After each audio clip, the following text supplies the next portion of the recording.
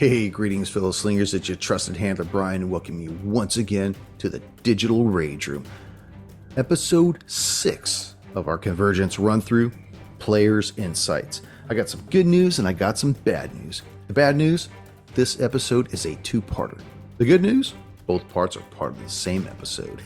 Almost got you. So remember, when the first part's done, just keep on listening. Second part will fire up.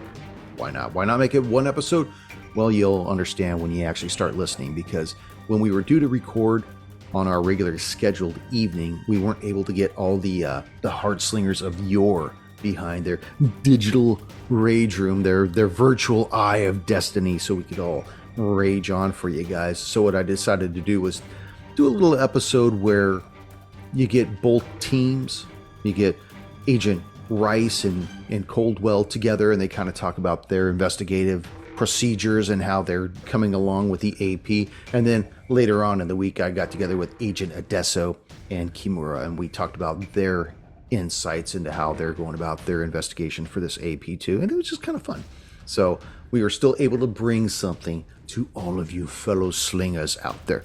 Remember, you can follow us on YouTube over at RolledHard20, and be sure to smash that subscribe button so you never miss when we drop an episode. And leave us a comment. I reply to all comments. Same thing goes for emailing me over at RolledHard20podcast@gmail.com. I reply to all emails there as well. And if you're following us on one of the infamous podcast apps that seem to be out there in the wild, because we're on all of them, major and minor, leave us that 5-star rating and review if you would, please. It really does help the show.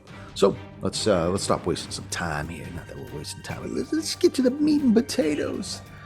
Let's warm up our dice and top off our glass as Roll the Hard 20 podcast presents episode 6 of our Delta Green scenario Convergence. Players' Insights.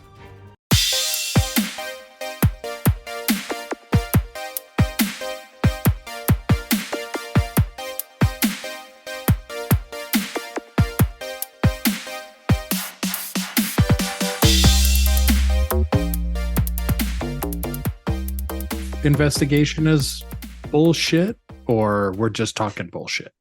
You can say it however you want to say it. I think that your method of investigation is it's very impressive, Chris.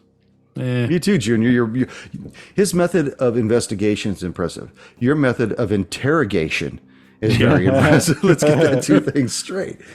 The interrogation's great with that's amazing. Handcuff, when he ran away from us, I was like, holy fucking shit. I was like, that's right, I should have fucking handcuffed him to like something.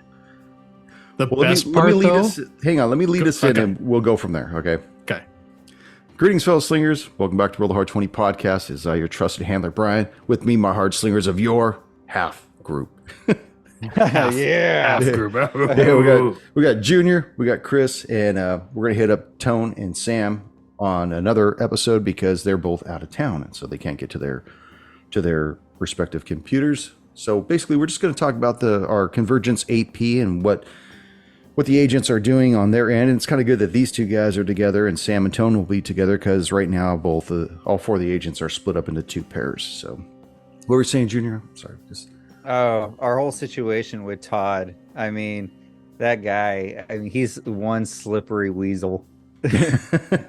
Yeah, I really enjoy playing Todd. Todd's a fun guy. So you play him well for the setting that he is in. I was looking at some of our reviews, and actually this review comes from, gosh, I don't know, what was it? It was 6 months ago. So whenever that falls under the time frame of around Christmas time. I just got to put this out there because I showed Sam when he came out and we had sushi that was it, like a week and a half ago. And this was the review. This show is not for me. Their production quality is quite good, excepting internet delays, but I don't enjoy the DM's dick and fuck based bro humor. I'm not saying he's problematic. He sounds reasonable and thoughtful, but the humor and tenor is overly misogynistic. So that's a pass for me. And that was on Podcast Addict. I didn't realize we were there, so I Oh, guess that's cool. another platform for you to find us on. But at least he left us a 3-star review out of 5, so I guess. Oh yeah, and he left a comment. So yeah, I appreciate it. Well, thank you, Sterling Vix, for your 3-star review. I just want to put that out there. So watch your dick and butt joke humor. That's all I got, though. That's what my arsenal's full of. That and fart jokes. It's going to be a pretty small venue tonight. But yeah, right now, watching the way you guys have gone into the Allen residence and interviewed Jamie and Todd Allen, and then it went from an interview to an interrogation and investigation. That was over the whole AP, though. How have you felt the development of it as you guys first got on the scene at the FBI office in Knoxville? I know for Rice, he's expecting this to be more fluid. Like his investigations don't typically fall into this, that he's got to interrogate people and really deep dive into what their motives are. So this is a little different for him. That's because he's DEA, though, right? He's ATF. Oh, ATF. Well, maybe you should go DEA. Because his stuff is very cut and dry, right? It's very cut and dry, and this isn't typically his like cup of tea of investigation. Now, back during Gaslight, did he have to interview anybody during that time? I'd have to listen back to it, but I don't know if he ever did that. No, so I don't recall him ever doing that. I remember him breaking into a truck in front of the Chick-fil-A or whatever it was, taking like he was taking a nap, and yeah, and then being confronted by 2 individuals, but that really wasn't an interrogation.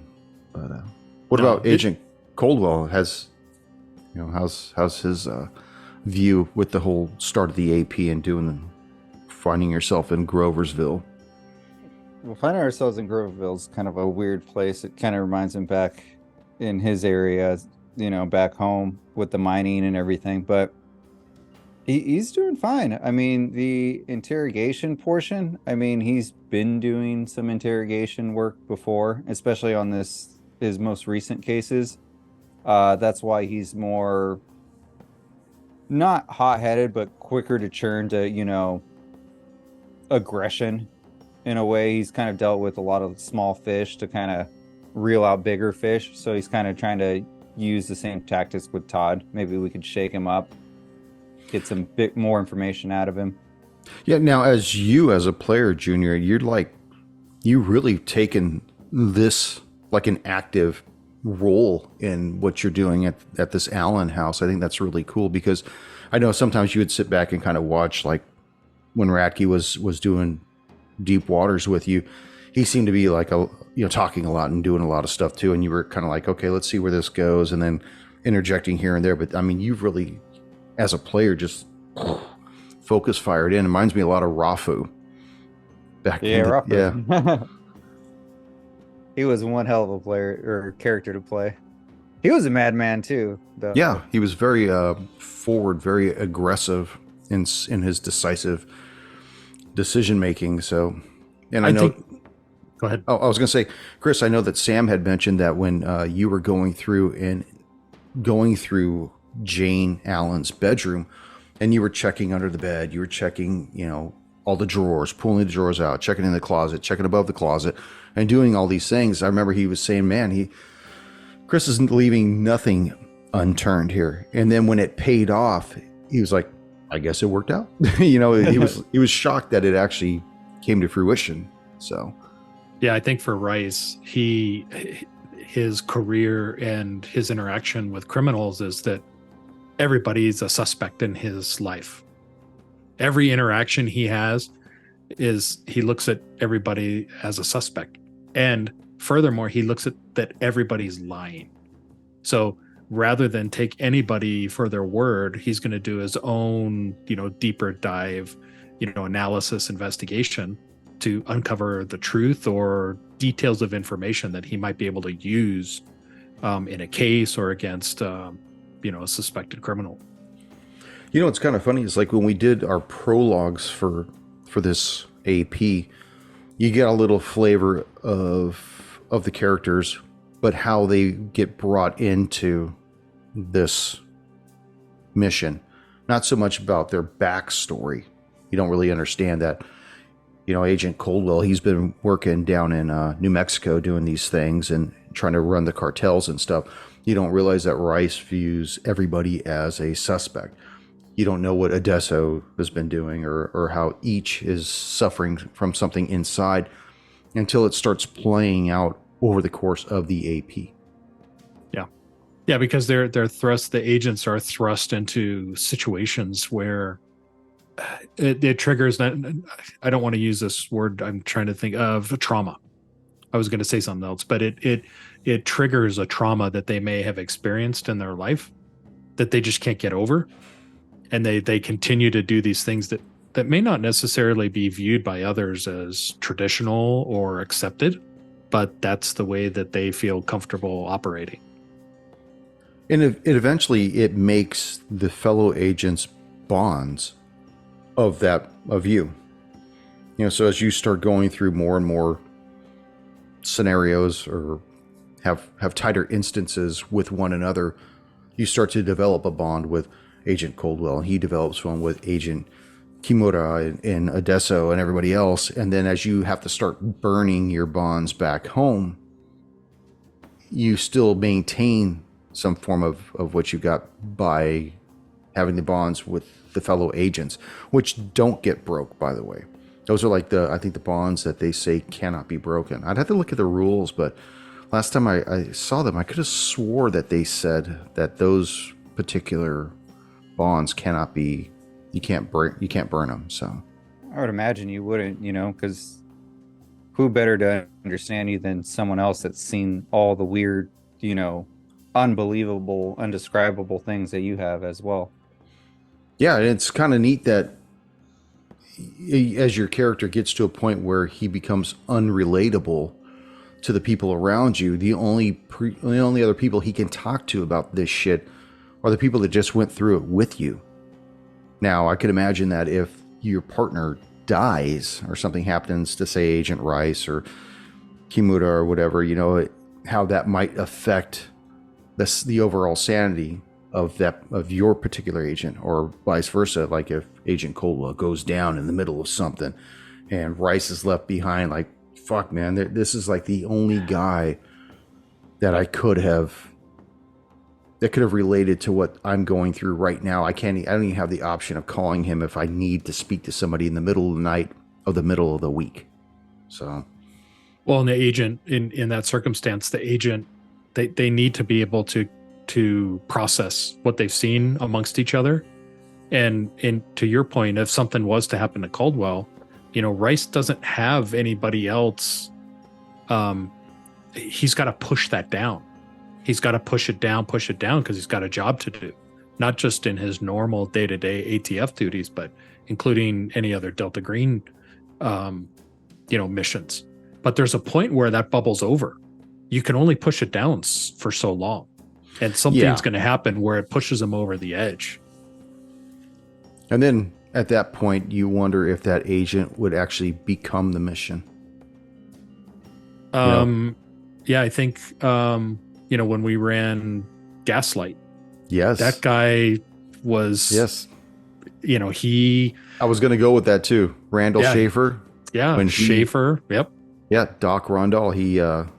He just started to see too much, and he was a great asset that went from friendly to agent, and some shit just went down, and he flipped his lid. He's like, that's it. I'm out of here. And he took the stuff that he needed he absconded with the stuff that would help him disappear. Unfortunately, he tapped into some dark forces, which kept him on the radar, and they just didn't want him out there. And that was part of the whole title of Gaslight, was how you guys were brought onto the scene, as far as him having personal documents on each agent.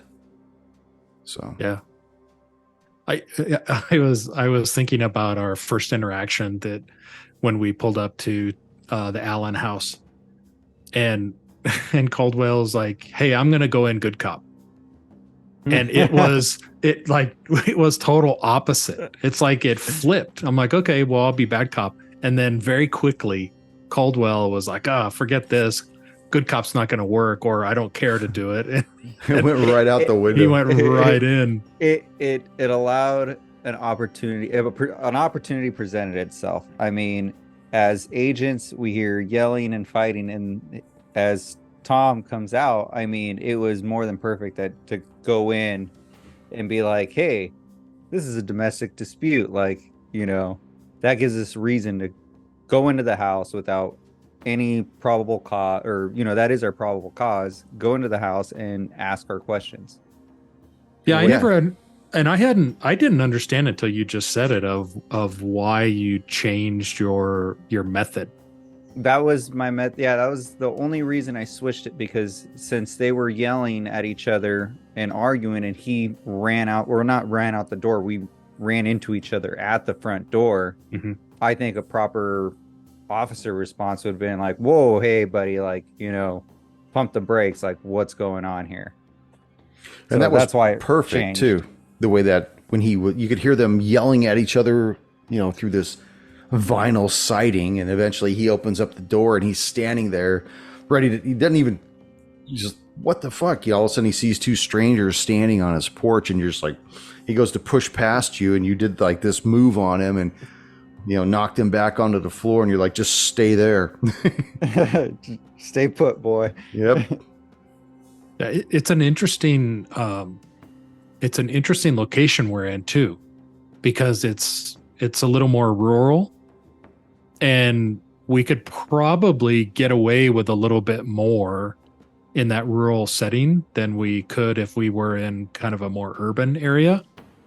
Oh, definitely. Like where Caldwell Sam and Tony are at, they're in a more urban area. You wouldn't have been able to get away with some of the stuff that you did there. Yeah, I mean, Caldwell and Rice could have really ratcheted up their behavior in this setting, but at the sake of, something violent that would impact our sanity. Well, we were talking about before you jumped on, Junior, Chris and I were talking about how when you guys found the 45 with the serial number ground off, first thing Tony says is, "Oh, somebody's going to commit suicide." And it's funny how that's where his mind immediately goes to. But Chris, you were saying that it rightfully so, that if you guys did put that on him like that, you guys would take sanity damage, period. But you'd also have to remember that Jamie saw you guys are the last two people that saw her husband with, and he was very much alive. He may have been handcuffed on the floor, but when she left, the three of you were all still alive. So that would just open up a whole That's why we would leave a letter. Yeah, that's true. You gotta leave a letter. The two feds convinced me. I'm sorry, I couldn't take it, Martha. It's that fine line, though. I mean, we really, playing these agents, we really have to, to some degree, we get to, freelance how we think, somebody may react, behave, or do something in that moment. That's easy. You think of it like a movie, like, oh man, this is like a movie. I could just like pistol whip the guy or kill him, and we just go about our way. But no, we have to play it like this is real life for these agents, and that our actions have consequences, not just to ourselves, but perhaps to the investigation, the other agents, and things that are happening around us that could influence or change the direction that we all have to operate in. Think of it like this. Remember what your mission is. And is this individual your mission? And if killing him help the mission, or will it actually start to pull it down? Will it be more of a detriment to your mission to kill this guy? Because then you'd get embroiled in an investigation. Yeah. The murder of this guy, you really don't need that. I mean, you might be able to hide it off for a while, but eventually it's going to come back down that, hey, these two guys were the last two with him, and even though it says suicide, okay, let's bring him in. Let's, Sheriff Oakley's probably going to want to have a talk with you. He's going to want to contact your superiors. And, oh, look, you're with the ATF and you're with the U.S. Marshals. You guys aren't even FBI. And then things start spiraling like that. Well, bring your other two boys in here. Let's see who they are. And then put you all four on ice and find out what's going on. And then the whole thing might just start. Then it might just be a shooting your way out of the out of the jailhouse, which would be interesting. Yeah, we didn't want the additional unwanted attention. Yeah, it's interesting for Rice, having never met Caldwell, to kind of have those two agents work together and develop a rapport. It's like, we've been kind of thrust into this investigation without a whole lot of opportunity to kind of get to know each other. So it's been interesting for me playing Rice of like, well, how do I interwork that, the communication and establishing a bond or relationship with Caldwell. Well, the good thing is that we're both agents we have similar practices, similar things in common. I mean, that's probably Caldwell. He works with a lot of different agencies, so he's very fluid with who he works. I think he just likes to keep his style, but he's very lenient on how he operates. Now, didn't Caldwell knows Kimura and Odessa? Does he know them from a previous mission though? Yes. Yeah, so I'm, Rice is kind of fourth wheel here. Is that at least you guys? It's like he's like trying to find his way, of interaction, where he doesn't come off. Maybe it's about being accepted, right? So it'll be interesting once we all four get back together, or the whole team, and see how that interaction, continues. But to think with Odessa and Kimura and Caldwell, they were all together at the very beginning, and technically it was a few years ago, like 8 or 9 years ago, that they did their first mission, and then they hadn't seen him since. And then after the Deep Waters incident with the whole discovery and the loss and everything, Caldwell kind of dropped off the radar for a while, and that's when he really got focused in on his work. Because didn't you say that he was kind of damaged after that? He just didn't really have much of a care after that. So even they're having to relearn him again and determine where he's coming from. I don't want to speak for those two guys because obviously they're not here right now, and I'm sure that their agents have their own thoughts and stuff. But that was what my takeaway was watching the interaction between all four of you. Yeah, it'll be interesting to see the four agents establish connections and a relationship, for potentially other missions that they all are on again later. Yeah, if they survive. So far we have somebody that may not be surviving. Yeah. Odessa needs some medical assistance. Stat. Yeah, that was that. I mean, obviously we weren't there, Caldwell and I, so we don't even know what happened. So for us to even really speak to what happened is kind of premature at this point. Oh, but we'll have a very interesting exchange once we do meet up with each other, because what we went through, and I can only imagine when they went through, we're going to need a lot of time to swap back and forth of the information we have. Yeah, and once you start comparing your notes at I don't know if you're going to do it at the Country Bunker, whatever that place was called, Merle's Country Bunker. When you get yourself a fat and juicy there, or if you're going to wait until you guys get to the shut eye or not. So, yeah, Caldwell is cautiously observing what's happening around him, because I think we're going to have a confrontation with Oakley at some point. Well, he did advise you guys that there was really nothing in Groversville that warranted an investigation. Certainly not outside of the investigation he'd already conducted, and determined that Billy Ray, whatever he did was on his own, that there were no drugs involved or any of that other bullshit angle that you guys were trying to peddle his way. And he in so many words, really just said, okay, once you guys are done, you'll see nothing's going on, go get a steak, stay the night, and let me know in the morning when you're blowing out so I could make sure I see you guys right to the border of Groversville and send you packing.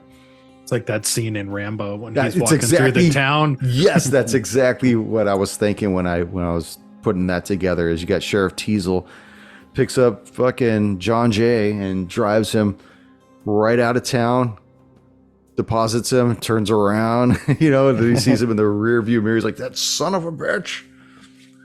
Yeah, it's definitely he's hiding something. Definitely hiding something. Possibly, who knows? I mean, like I said, I've taken a few liberties with the AP, so I don't think anyone else's Convergence AP will be the same as this one. In fact, Chris, you said that you'd seen the message on YouTube that somebody had written in a comment saying that they wanted to, that he had finished running it as well, and that he wanted to compare notes. Donnie Cornwell. I said, you bet. Let me know, and I'll reach out to me, and we'll get together and we'll compare some of our AP notes, because I'm kind of curious how he did his as well, because I'm sure that some of the stuff that's in ours, it's not even in the book. I already know that. So I'd be interested to what was that? Do you know if that commenter had his own podcast, or are they just running a normal local table? Or I don't know. I didn't really research him beyond just seeing the comment when I was posting the show the other day. I was like, oh, somebody left a comment, and I just said, yeah, you bet. Reach out to me. We'll get together, and I'll shoot you some of my notes or whatever. Be interesting to see what his comments are. Yeah, if he's ran the show, that'd be cool. I'd like to listen to it too, or maybe after we're a few more episodes into it, though, because I don't want anybody else bleeding off into my ear, in the sense that I don't want to jump on anybody else's toes, and I don't want to be influenced in the direction I take what we do here too. Because the way, I don't know if I want to tell you guys this, but there's like a lot of things that we've already done that's not in the book that I like. So Like pistol whipping people? yeah, that's not in there too, but it can be. We can put that on the back end. But yeah, I'm having a great time so far running this. I know that after this, we're going to do lot 27, which was originally auction 127. It's lot 27. But I've been working on that as well, and that's coming along. So I figure in about another 2 weeks, it should be completely done. So we'll be having that up and ready. And it seems like we get a lot of good traffic off our homebrew stuff. Good. So, Yeah, It's the I like. opportunity to be most creative. yeah, definitely. Just it kicks open the doors on everything, and I don't have to be worrying about looking through stuff because it's already up here. We could just let it ride. Sometimes I feel like when I'm running a published adventure that if somebody's asking me a question, I feel like I need to know the answer. So without jumping on it right away, I want to look it up really quick. And then sometimes I'll just have to wing it and correct it on the back end and make sure it wasn't mentioned someplace else. But with our own homebrew, yeah, I like doing that. We still know- catch off guard every once in a while. Yeah, you do. Well, that's half the bloopers on the back end of this thing. Is like, oh yeah, look, he can't figure it out. Look at him. We're gonna go pee again. Oh, jeez. Looking at your the poster behind you, Brian, the thing. Have you ever thought of, or is there a Delta Green AP that is similar to something like the thing? I think there's two of them. I think Lover in the Ice is similar to that. I will probably run it at some point, so I don't want to talk too much about it. And I think that, gosh, I could be wrong, but I think Extremophilia is similar to that. And I was preparing to do that one, and we ran Sweetness instead. In fact, I was reading it when I was on my way to visit you and your dad when I was still in California. Oh, yeah. Yeah, I had taken it with me, so, if I was stuck in traffic or whatever, I could kind of look down and make a few scribble notes or whatever. Well, I posted on in the region I mentioned, the thing is the movie's awesome. The yeah. original is fantastic. In fact, I think I want to watch that tonight now. Yeah. But I was curious if there was something like that for Delta Green because it's so much in the flavor of Cthulhu. Yeah, definitely along I the had vein of that. I had posted that on our Discord, the Delta Green scenario database. Yeah, you know what? I need to look at that again and go through some of that. Yeah, because there's a bunch of cool stuff in there that we could get, ideas for future shows. Yeah, I would like to see that. I don't know what the website of that was, but I think I saved the web Could be on our address. notes, not too far. Oh, there it is. That's right. I put it up. I didn't pin it, or I'll pin it. But yeah, I mean, I like these. These are it's for us. It's a nice departure from the fantasy You know realm what? of. I did see that. Okay, yeah, this is really cool. Somewhere along the line, I came across this too, and I think that I saved it somewhere. But yeah, I really like this also. Yeah, I like the idea of the Delta Green stuff. It is still fantasy to a degree, but it's like real world where I think us as players can connect a little bit more with the characters that we're playing because it's in a more real world type of scenario. And It's more tangible too. It is for what we me. can It see seems in the more world, yeah. believable. Seems more believable the way that the agents are interacting and how they're communicating. I don't know. That's for me though. No, and I get it. I know Sam, he really likes the fantasy. And obviously that's his type of art and whatnot. So I always want to make sure that we can get back to the D&D or to the Pathfinder or the basic fantasy or any one of those other systems that they have out there, Dungeon Crawl Classics, whatever, But we'll do that more in smaller bites than what we were doing before. I don't want to run another 66 episode season again. Ugh. That was Dragon's Demand was a great AP, but man, it just went long. And it also didn't help. I know like when we were on our final lap, I was feeling exhausted from doing it. And I think it's because we had lost Koosh during it. Nick had gone away. We took on David. Ryan was gone. But I don't like people. I don't like it when that sounds wrong. I don't like people. No, I prefer to have everybody there from start to finish. And I think that, we do have a fluid roster of hosts on the show, which I hope to think that we don't have that any longer. Now with all 5 of us on here, the way we've got it, I know I said it before, but this is gold. I couldn't ask for 4 better players on the other side of the screen than this. So Yeah, no, that's awesome. So far I'm really enjoying the Convergence AP. I'm excited to see where it goes. Oh, where I was going with this, I'm sorry, I kind of digressed there, but I know Tony really likes this system as well. The suspense. That is The like suspense. suspenseful I don't know. music. Somebody man. just texted me. I got to clear out the text, otherwise it's going to keep going again. I'll have to say this for Tony. This is like his jam. Yeah, well, doing what he does for a living, he deals with criminals all the time. So I think I mentioned before that when he's playing opposite me, and I feel the heat, man. I really feel the heat. Especially when he's questioning you. Yeah, it's just, oh my gosh. But yeah, I said it a couple times. This is easily my favorite system. I just, like with you, Chris, it lends a sense of credibility to a tangible reality that we have. Obviously, we don't have things blowing out of people's chests and shit like that, or who knows, we do.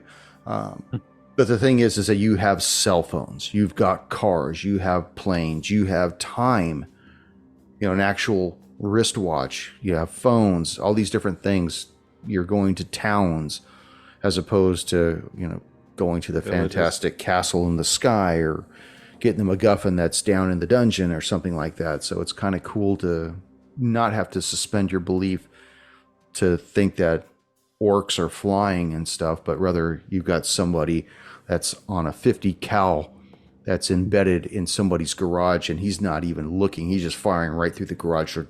just taking you out because something's crawled into his ear and is now controlling him to lay waste to the whole neighborhood.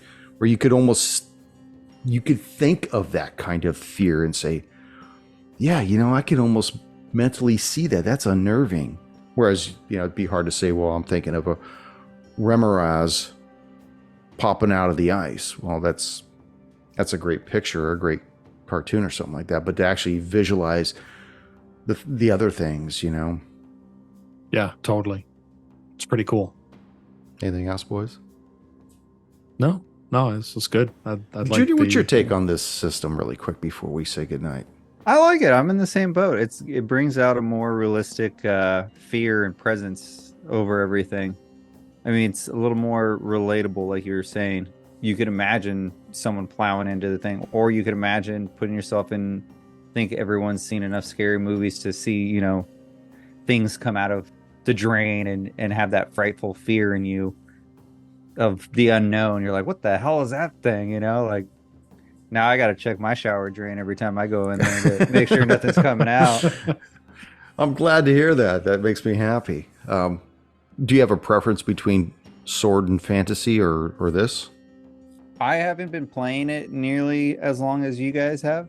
So even with the Fantasy, I've still, like a couple years, maybe like 6 or 7 years now. You're not a rookie, though. I mean, you're way more than seasoned. I still enjoy both. I still enjoy playing either one because I feel like I haven't been burnt out on Fantasy. I still like it. There's a lot of things, even with Pathfinder now, like even reading the locations, the lore of areas and stuff like that. It's like I could still enjoy it because I could still imagine it myself. Well, we are going to finish Bloodlords. There's no doubt in my mind. I just want to get these 3 APs out, and then what we'll do is we'll go for like another 10 episodes of Bloodlords, and then we'll do something else, and then we'll go back. So it's a good transition. It's a good break between both, so we don't get completely burnt out. Exactly, and I think that's important because I think that there were times that I was running Bloodlords or I'd run Dragon's Demand, and then I would take a side venue to do something on here, whether it was Victim of the Art or Under a Pale Moon or whatever else. And then get back into Bloodlords again. And there was just like a bunch of stuff that was going on at the same time. I just want to be able to mentally devote my time and have you guys not think about, oh, wait, we don't have this initiative aspect in this game. We actually have something else. Or I can't make a perception check. I have to do a hum int check or whatever, or the other way around. We don't have hum int in Pathfinder. We have this. So, sense motive. I think it's easier if we stay on one point for a little while and then I don't know, just for the other. Yeah. Good times. Good times. Well, shit, guys. Thanks for joining me ever so briefly. It's always good to catch up. Yeah, I'll get caught up with Sam and Tony some point this week, and we'll be back on our regular scheduled evening. Looking forward to the next one. Yeah. Right. All right, brothers. All right. Have a good one. Yep. We'll talk next week. Sounds great. All right. Good night, brothers.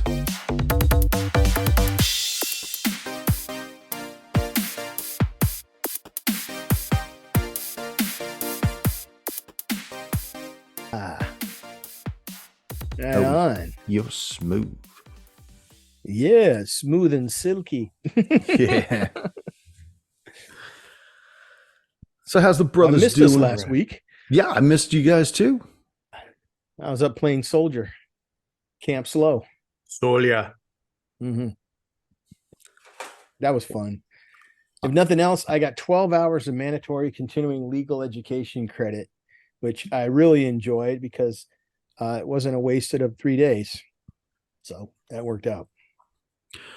Well, that's good. Like I was telling Tone before you jumped on, Sam, it's been hot as hell out here. And I bet. I am wiped out. Could go for a nice nap, but instead I'll just have to refresh myself. Some apple juice. Oh, yeah. So my brothers, they're doing well, right? Ugh. Doing So I figured great, man. what we're going to do, and I already ran Chris and Junior through the same kind of thing, is I want to basically... You ran them through? I ran them through. Double fist and elbow deep. That's for all you podcast addicts out there.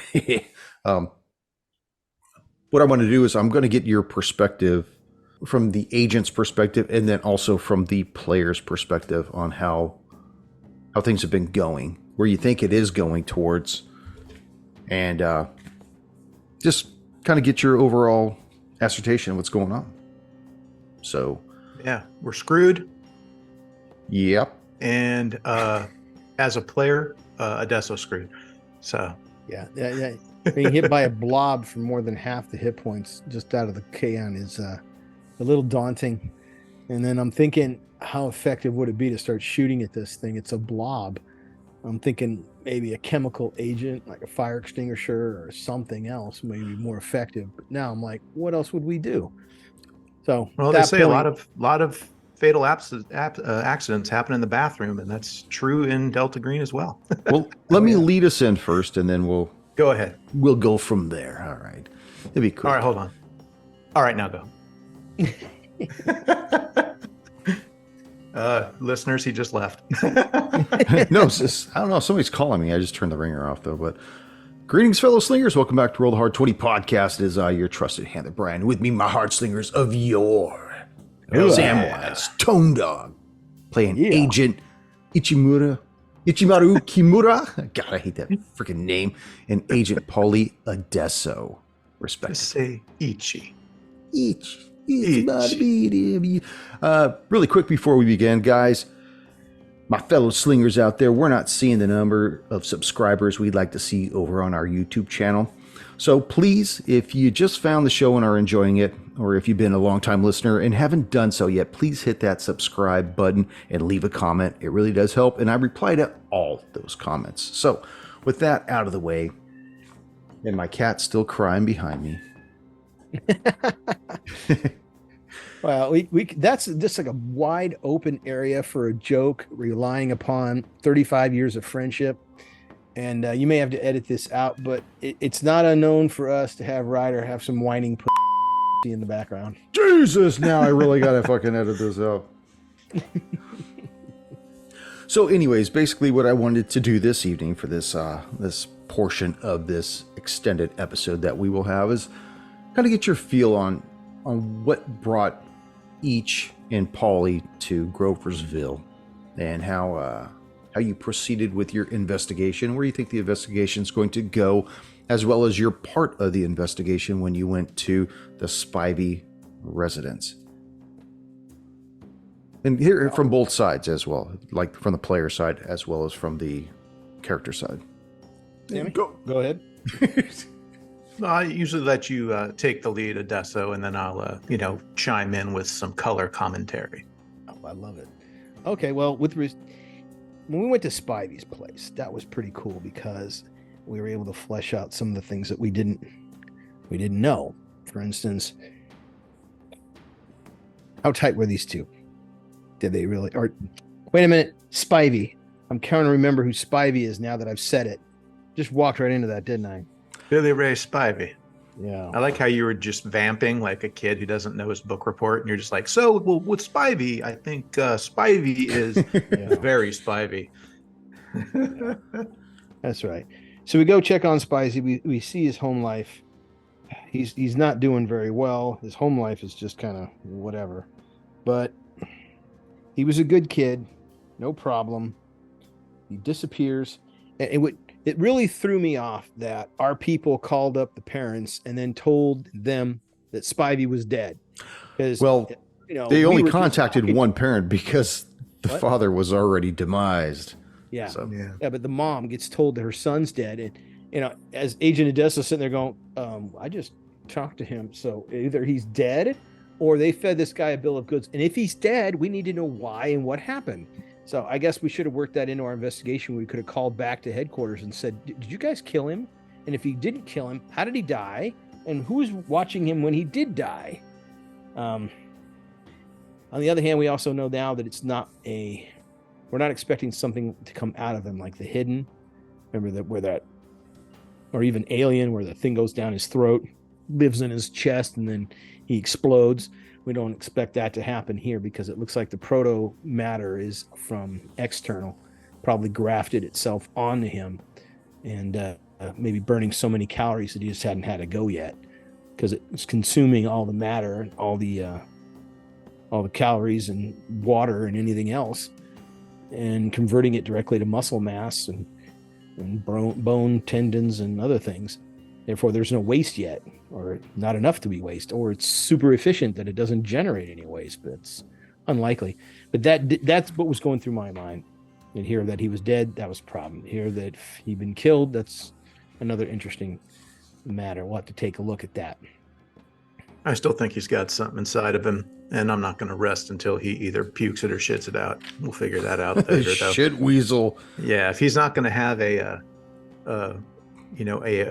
mouth taking something down to drink, then we'll have to go the other way.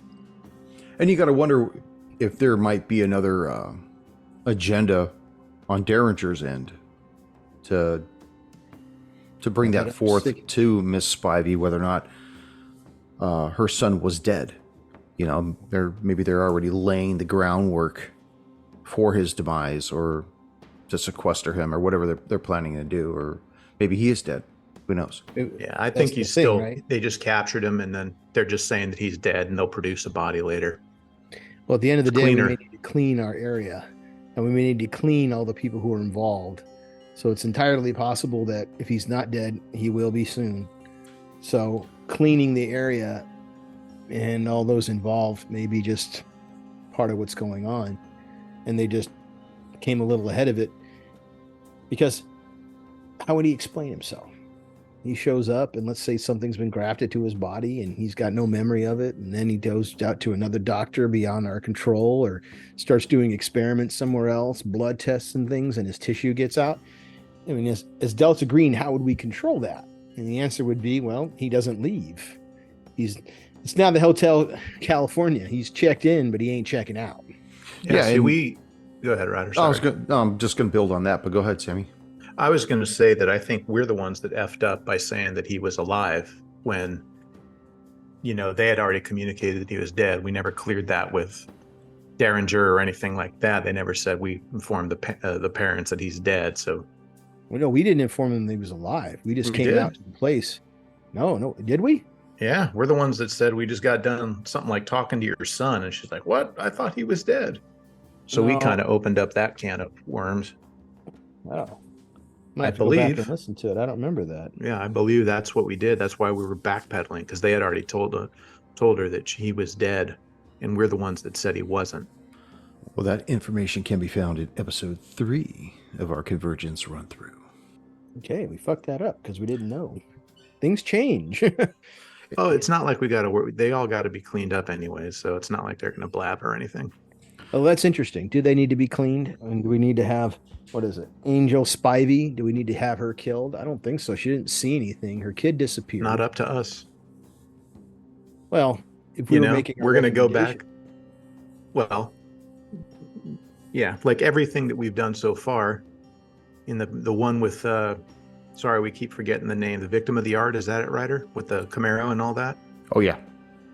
Yeah, they didn't have to clean up that family, and they sure as hell took them and made the parents like bad parents and send the kid off to some whatever it was, foster home or something. No, at the end of the Victim of the Art. Is that it or no? Yeah, I think it was something similar to that. I'd have to listen to the beginning of Sweetness, because there was some kind of an arson fire. I believe that took place at that house, and everybody perished. The mother, the father, and and you're thinking Sweetness is the one I was thinking of. Sorry. Yeah, exactly. But yeah, that's how they cleaned up a Victim of the Art. We basically just need to survive. But you have an ally now, Joe Krista. So, he's going to help us out big time. Yeah, he's going to be the first to go. Yeah, Joe Krista is going to have to be clean, because if he sees that blob coming, it's going to be a problem. Assuming he makes a sanity check and doesn't go bonkers anyway. That's true. I mean, he may need to. Yeah. So, But so where do you think that your investigation is going to lead you? I mean, do you have your groundwork laid out on where you want this to go? Yes. Or are you still going to kind of wing it? Because I know you're supposed to hook up with the other two agents at the Merle's country bunker. Well, now we know that the problem is the blob. Where it came from, we don't know. But currently, it's at the other house. So we can cordon that house off. Either we're going to clean it, or maybe we can grab it for study. I don't know. Probably not. But now we know where the problem is. So everything else is now going to be extraneous. Well, Coldwell and Rice are now they're just gathering information. But by process of elimination, we no longer need to run over there. I mean, one of the big areas that I want to investigate was the reservoir, because all the things happened at the reservoir. But now with the creature in the house, I don't know if we need to go to the reservoir, at least not yet. Ultimately, we may have to. What if this is only a part of a bigger whole? Yeah, in my thoughts right now, the thing that you encountered in the bathroom is like residual. Either the kid went in there and showered or shit something out, whatever it was. That's a side thing. I don't think that's the main thing. The main thing is who grafted all this onto him and all that. And while it would be convenient that Merle, who has 12 buildings in this town, I think he's going to be just like a distraction that we're going to waste time shabooming around with him, Mr. Wesley. And I think that's like a side thing. I doubt that he is this kingpin and linked to it at all, but maybe. But yeah, everyone's got a hard on for fucking the reservoir and the quarries and shit like that. I think we've seen too many movies and stuff like that. I don't know if it's leads to there, it may though. I mean, it seems like a nice plot device there, but everyone's got a hard on for that reservoir. Well, it's the common nexus. All the kids were hanging out there. Yeah. Well, they still do hang out at the Nexus. I'm sorry. They still do hang out at the reservoir. In fact, I had mentioned to Weaver on the previous one of these that because he was talking about the reservoir. I said, well, yeah, most likely. I mean, if you're going to be looking for these other teenagers, that would be your best bet to find them.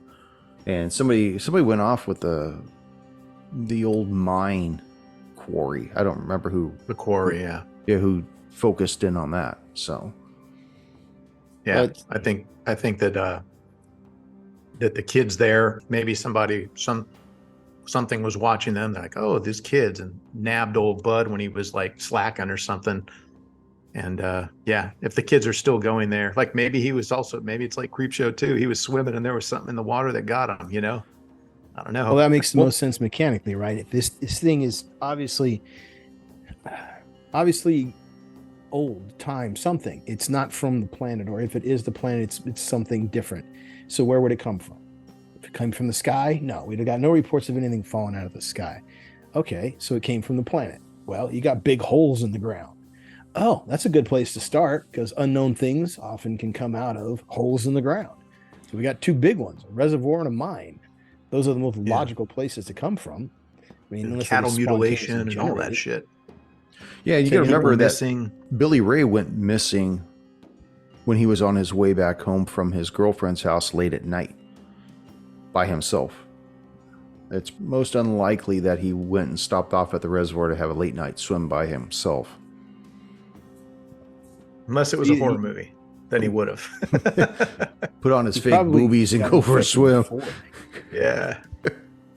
If it's in the water, that makes sense, right? It's in the water, it's hibernating on his skin. He goes and sees his girlfriend, and then he's driving back, and then it overwhelms him, and boom, he's gone. Yeah. And then he shows up again, which is really unusual, and she's pregnant and everything else. So she's going to have like a little fucking jello baby coming out. Yeah. A jello weasel. Well, not to mention, that's also interesting because if he had contact with her while he was infected, did he pass anything on to her? Because she's missing too. Yeah. So there's all kinds of neat things to figure out here. But the path of the investigation I see is, okay, we've got a piece now instead of the whole thing. then where's the whole thing come from? If it's coming out of the sewers, all right, let's find out where the sewers go. Where's the water source from? Where does the sewer drain to? Does this town have its own water treatment plant, refuse reclamation? Does it drain to the ocean, the river? What? We'll have to find out and go from there. If we're thinking that's the most logical way for it to move around, or at least hide, grow, I don't know. Yeah, I'm thinking it's like remember in the old Jurassic Park book where they're on like some island, Costa Rica type thing, and the kids got attacked by these little dinosaur things. This is in the story, not the movie. Yeah, what are those things called again? Yeah, well, they to me, I think that's what the little shit weasel in the bathtub is like a thing that spawned from a larger place. That's what you're thinking is what you're dealing with that. Well, I'm thinking it's like a remnant of something larger that either got out or got chopped off or got shit out if it was inside of him. I don't know.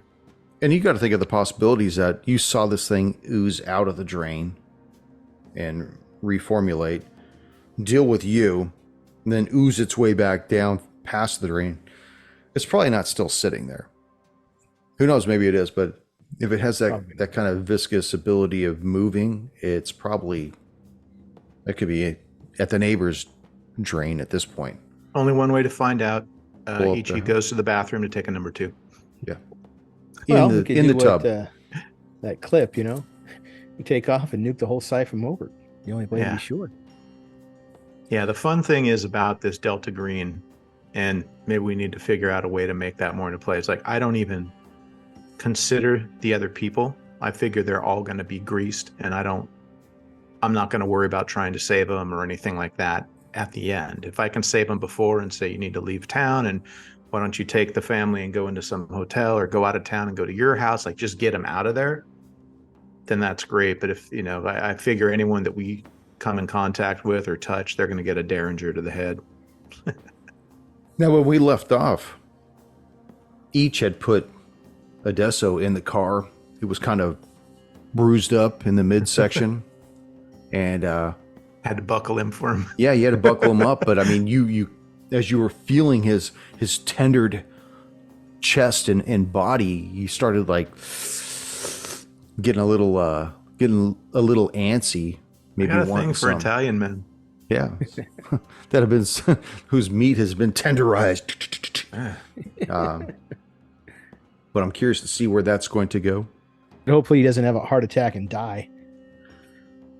Well, Cardiac bruising, who knows? well, where are you? What are your plans, or do you want to keep those close to your chest of where you're going to be driving at this point? We're going to meet them, right? Going I to mean, meet the other agents. You want to go meet them with Adesso the way he is, right?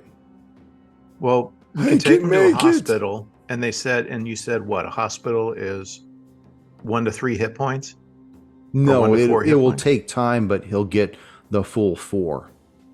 Well, a full 4. So either way, it's not bringing him back up all the way, and we're on a time limit with these guys too. Right. Not necessarily the sheriff's time limit, but our Delta Green timeline. Yeah, you'll be on your So- own time limit. Yeah. So we don't have time to have Nurse Adesso, not nurse, but you know what I mean, take care of him and all that other than what we can do in the field, right?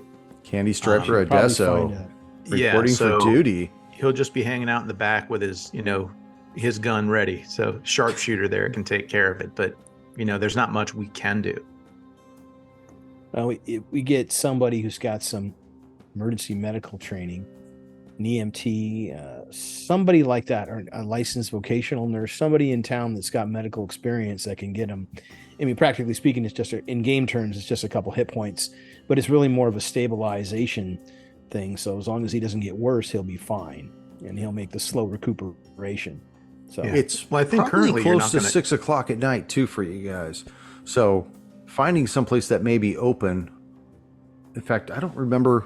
In fucking Dog Patch or whatever the name of this town is, it's like Merle's Candy Striper Heaven. Maybe he has some nurses there. He can help you.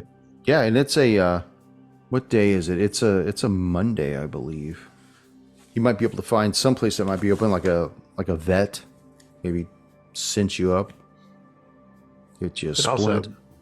go back to the previous place where Derringer is and all that, maybe they can do something there. But That's hours. That's like 4 hours away. yeah, that's what I mean. It's like any of our choices is going to take away time, and that is what is of the essence at the moment. Almost just In buy him all a bus candor. ticket and put him on a bus. Yeah. In all candor, all he needs is a painkiller. Because I'm thinking, what, at the most he's got broken ribs, and you can't do anything with broken ribs anyway, because it was blunt force contusion. So if the internal organs are intact, and you're right, a vet should be able to determine that because we could use their x-ray machine. If he's good, then it's just make him comfortable and tape his ribs up. That's all they can do. Yeah, that's Well, all they would do as- anyways.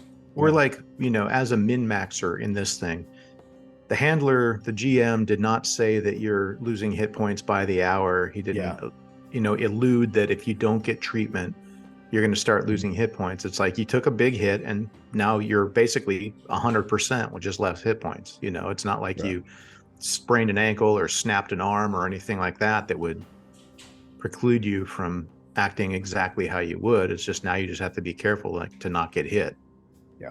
And when he gets some rest, he'll get 1 hit point back from one night's sleep. Every night that he sleeps, he gets another hit point. So Yeah. So, that's what I mean. It's like if we're looking at this as just playing the game, you just have less hit points right now. It's not like you need to remedy something or your leg's going to fall off. It's like, no, you're fine. That's good. Simplify it. That's correct. I like it. Now, if we can get you more hit points, that'd be better. But It if would we be. can't, Yeah, if we can break into a pharmacy. yeah, I mean that they have rules for if you take stimulants to help accentuate your abilities or keep you awake longer. But then I think at the end of a certain amount of time, you start feeling the detriments to that, and it starts causing you exhaustion or focus, lack of focus, things like that. So, Yeah. but That should it sounds like a problem, but an easily remediable one. So yeah, I guess the best thing would be to link up with the other agents, make Odessa as comfortable as you can, and then continue to move on our plan, which is, okay, we found a piece of it. We'll have to lay over the town again and try to figure out the most likely place where this thing is going or where it may likely end up. And we just let Derringer know that this house had some kind of thing in it, and if he wants to send some people over covertly to check it out, he can. And I'm curious to see if eventually the 4 of you get back together and continue your investigation that way, or if you maintain a level of separation to cover more ground. No, this is all leading to one spot, so I think we're all going to have to come together eventually. I think we reconnoiter or reconvene or whatever that word is at, Merle's grub bucket, whatever it's called, the shit shack. What is it again? The country bunker. The gospel and grub. So we The meet there. shit Yeah. bucket. We go there and we, exchange information and all that. And maybe someone else will have a fresh take on it because, obviously the other players are hearing us and seeing what we're doing, but as our characters, they don't know what's going on. So They're out of the loop on all that do the stuff. dump. Yeah. Other than you guys laughing at some of the other stunts that each of you pull with your NPCs as well, you guys are still Aside from gonna. Coldwell roughing up the fucking dude, Todd. It's all- Todd is, so Sit down, Todd. Whoa. Now we're going to handcuff you. Whoa, what the hell? Yeah, what the hell is right? Oh, Well, I think that should do it for giving me a little bit of insight and giving our listeners a little bit of insight. Of course, I'll probably have to do a little bit of editing on this one, but not a big deal. Not a big deal. 5 gotta o'clock. handle that cat. Well, say goodnight, my fellow slingers, until Sunday. Good night, See you my Sunday, fellow brother. slingers. All right.